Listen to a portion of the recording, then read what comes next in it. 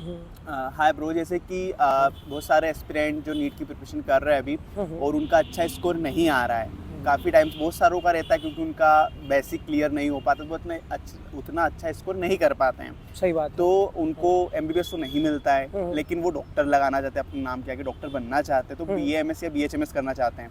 तो इसको लेकर एक एमबीबीएस स्टूडेंट क्या सोचता है? देखिए, तीनों ही चारों जो आपने कोर्सेज बताए, जैसे कि एमबीबीएस हो गया, बीएमएस, बीएचएमएस, बीवाईएमएस, यूनानी सिद्धा मेडिसिन, बहुत सारे कोर्सेज होते हैं। तो ये तो बच्चे के ऊपर डिपेंड करता है कि उसको कौन से कोर्स में एनरोल करना है। मार्क्स के कई लोग मार्क्स के अकॉर्डिंग रहते हैं, कई लोग सोच के ही रखते हैं कि यार मुझे तो अब जैसे एमबीबीएस ना मिले तो बीएचएमएस ही करना है, बीएमएस करना है। भाई सारी पैथी का अपना अपना फायदा और नुकसान होता है। जैसे कि एलोपैथी में भी आप देखते हैं ड्रग्स के साथ उसके साइड इफेक्ट आते हैं। आयुर्वेद में तो कोई साइड इफेक्ट ही नहीं होते हैं, आप भी जानते हैं। होम्योपैथी में भी नहीं होते हैं। तो क्या होता है, उनका ट्रीटमेंट बेस्ड अलग अलग होता है। थ्योरी सबकी सेम रहेगी, anat, physio, biochemistry, pathology, microbiology सबकी सेम रहती है। पॉजिटिव एजेंट भाई अब जो कराता है वही कराता है। बस डिफरेंस कहाँ क्रिएट होता है, फार्मेकोलॉजी में मेन, जो आप ड्रग्स के थ्रू जो ट्रीटमेंट पैटर्न पे करते हैं, यहाँ भी यूज़ होता है एलोपैथी, फार्मेकोलॉजी जो अपन पढ़ते हैं। और आयुर्वेद में जो है आयुर्वेदा, नेचुरल ओरिजिन यूज़ करते हैं वो लोग प्लांट्स का। और होम्योपैथी में उनका अपना खुद का मेडिसिन है, वो खुद ही क्रिएट करते हैं, लिक्विड बेस्ड रहता है। उसके बाद वो क्रिएट करके आपको छोटी छोटी दवाई उसमें देते हैं ना। तो सबका अपना अपना पैटर्न होता है। अब जैसे इमरजेंसी की बात करते हैं, जैसे कि एकदम इंस्टेंट ट्रीटमेंट चाहिए आपको, तो वो एलोपैथी से अच्छा कोई दे नहीं सकता है। मान लीजिए कार्डियक अरेस्ट आ गया किसी बंदे को, किसी की सांस रुक गई है ना, तो ये जो दिक्कत हो गई इस टाइप की चीज़ें सिर्फ और सिर्फ एलोपैथी ही कंट्रोल कर सकता है। और जैसे आपको बहुत रेडिकल क्योर चाहिए, जैसे आपने सुना होगा घुटनों में दर्द होता है ना, रोमेटॉइड आर्थराइटिस हो गया, इस टाइप की जो बीमारियां होती हैं ये एलोपैथी में क्योरेबल नहीं है। आपने देखा होगा इनका सिर्फ और सिर्फ मैनेजमेंट दे सकते हैं आप, लेकिन आप इसको ट्रीट नहीं कर सकते हैं जड़ से, बोलते हैं रेडिकल क्योर, ये इसमें अवेलेबल ही नहीं है, किसी का नहीं हुआ आज तक। लेकिन इनका ट्रीटमेंट क्लेम करते हैं होम्योपैथी और आयुर्वेद वगैरह में, और ये लॉन्ग टर्म ट्रीटमेंट होता है। इसके बाद लोगों को काफ़ी आराम भी मिला है। तो ऐसा नहीं है कि एमबीबीएस ही है जो कुछ कर सकता है, बीएमएस हो गया, बीएचएमएस भी हो गया। बीएमएस बीएचएमएस करके नाम शाम पैसा वगैरह ये सब एमबीबीएस के इक्वल कमाया बिल्कुल बिल्कुल भाई, रियल लाइफ में देखा है मैंने। जैसे आप बोलते हैं ना कि एलोपैथी में भी बहुत लंबी वो वेटिंग लिस्ट चल रही है, अपॉइंटमेंट लग रही है 15-15 दिन की। मैंने भाई आयुर्वेद और होम्योपैथ में भी ऐसे डॉक्टर्स देखे हैं जिनकी आपकी वेटिंग लिस्ट हो गई या फिर अपॉइंटमेंट की जो डेट होती है 15-15 दिन के बाद मिलती है। बहुत डॉक्टर्स हैं ऐसे, बहुत बड़े बड़े डॉक्टर हैं, एक से बढ़कर एक केस सॉल्व करते हैं, और उनके दिन की ओपीडी 100 है यार। तो आप ऐसा बिल्कुल नहीं बोल सकते हैं कि सिर्फ एमबीबीएस करने से ही आपका नेम फेम आएगा, बिल्कुल नहीं है। बहुत से डॉक्टर्स हैं, बड़े बड़े डॉक्टर्स हैं, आयुर्वेद हो गए, होम्योपैथ के, जिनने बड़ी बड़ी बीमारियां ट्रीट करी है, और उनका इवन एमबीबीएस से भी ज़्यादा आप देखोगे ना नेटवर्थ या फिर उनका फेम एमबीबीएस से भी बहुत ज़्यादा है उनका।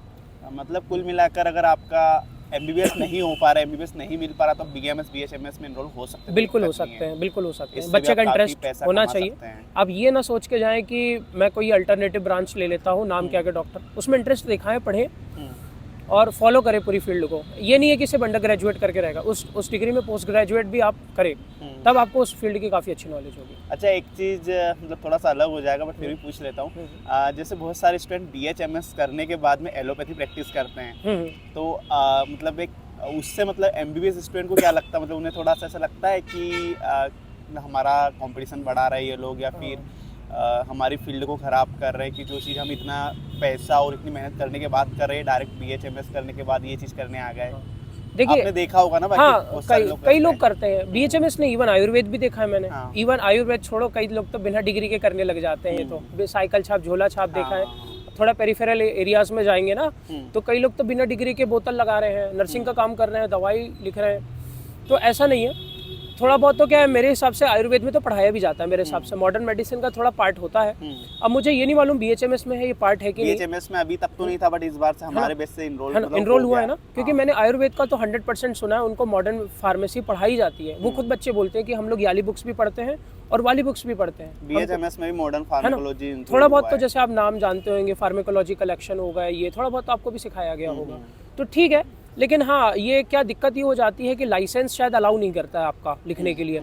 अब बाई चांस अगर कोई कंप्लेन करता है आपके अपोजिशन में या कोई हो गया, ऐसे तो कोई करता नहीं है, पेशेंट कभी नहीं करेगा। देखिए, ये जो करेगा आपका जो काउंटर में जो भी डॉक्टर आसपास होगा, उसको कहीं खबर लग गई कि आप एलोपैथी प्रैक्टिस कर रहे हैं, तो वो क्या है ऑफिसर्स को कंप्लेन कर सकता है, ड्रग ऑफिसर्स होते हैं ना, उनको कंप्लेन कर देता है कि एलोपैथी प्रैक्टिस कर रहे हैं।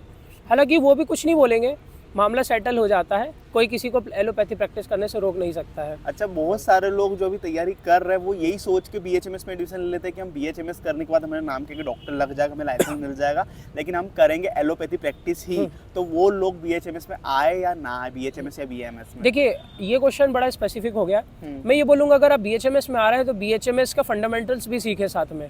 एलोपैथी तो करिए, कोई दिक्कत नहीं है, सभी करते हैं। और कई बार तो इंस्टेंट रिलीफ के लिए मैंने आपको बताया है कि कई कंडीशन होती है जिसमें सिर्फ एलोपैथी ही कर सकते हैं। अब ऐसा डॉक्टर है, अब आपके पास पेशेंट आया है और वो उसकी हालत बहुत खराब है, तो आपके पास मजबूरी बनती है कि आपको एलोपैथी देना ही पड़ेगा भाई। रेडिकल क्योर तो नहीं हो पाएगा, लेकिन इंस्टेंट रिलीफ तो मिलेगा पेशेंट को। हाँ, इस चक्कर में बिल्कुल अगर आप नहीं भी करना चाहते हो तो भी आपको थोड़ी बहुत एलोपैथी तो आनी चाहिए, बिल्कुल आनी चाहिए। क्यों नहीं आनी चाहिए?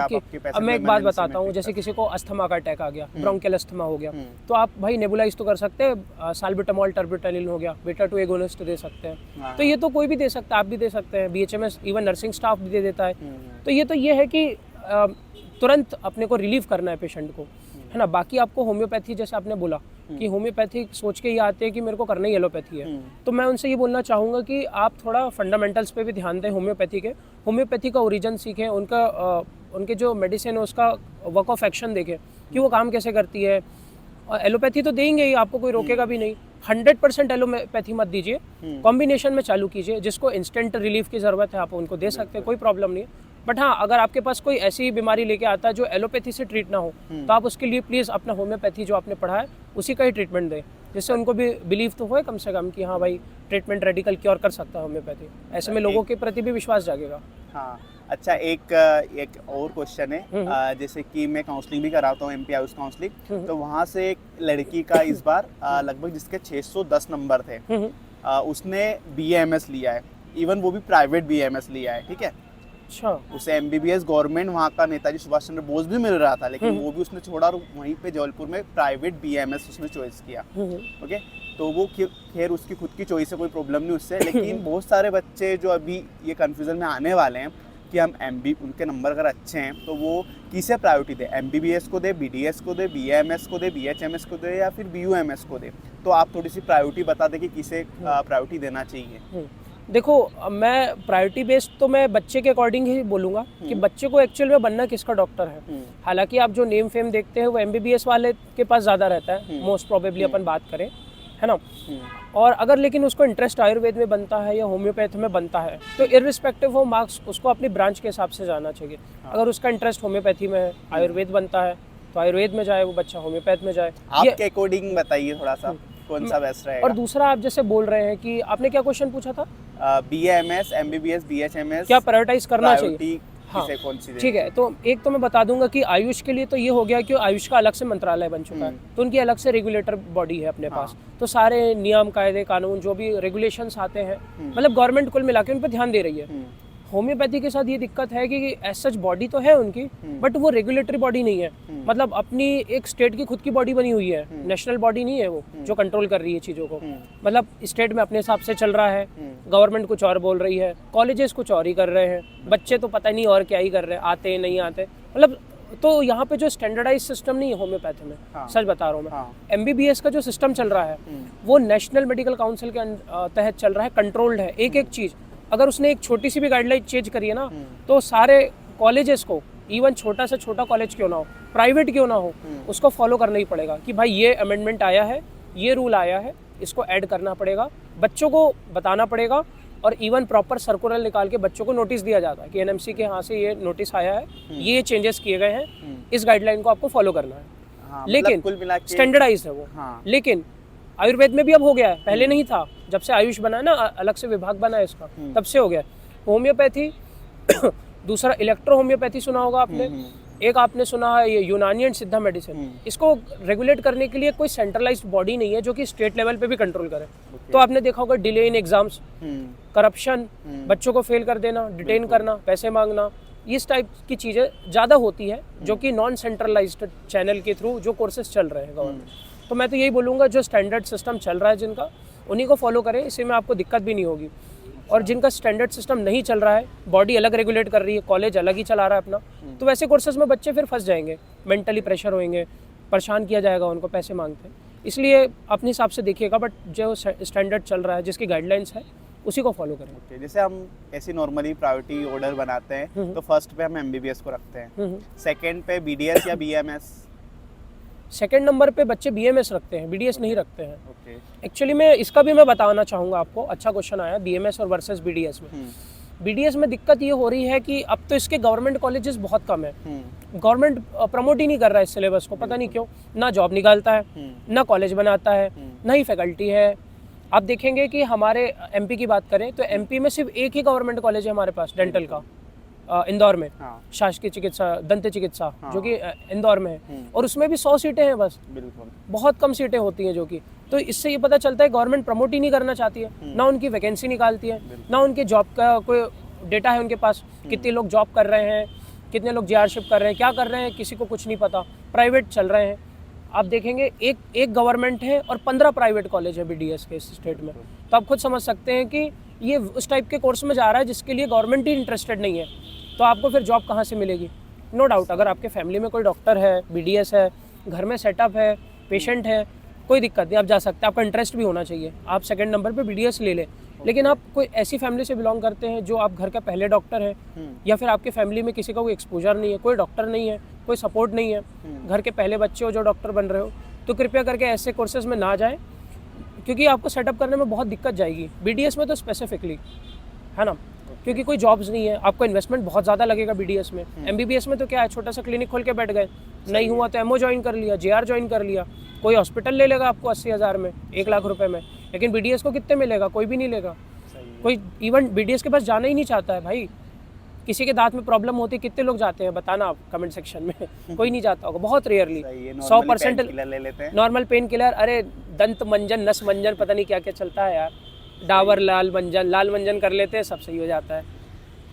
तो बीडीएस वही लोग प्रेफर करें जिनका इंटरेस्ट है या घर में क्लिनिक चालू है। सेकंड नंबर पे बीएमएस ही रखें, थर्ड पे बीडीएस, थर्ड नंबर पे बीडीएस रख सकते हैं या फिर बीएचएमएस रख सकते हैं। ओके, हाँ मतलब वो आपके अकॉर्डिंग है, बीडीएस वर्सेस बीएचएमएस, लेकिन सेकंड पे बाम्स रखते हैं बच्चे मोस्ट प्रोबेबली। फिर लास्ट में फिर वही है, यूनानी सिद्धा मेडिसिन बचता है लास्ट में, योगा, नेचुरोपैथी, और फिर इलेक्ट्रोहोम्योपैथी, जो कि शायद अब बंद भी हो गया ऑलमोस्ट, कोई नहीं करता।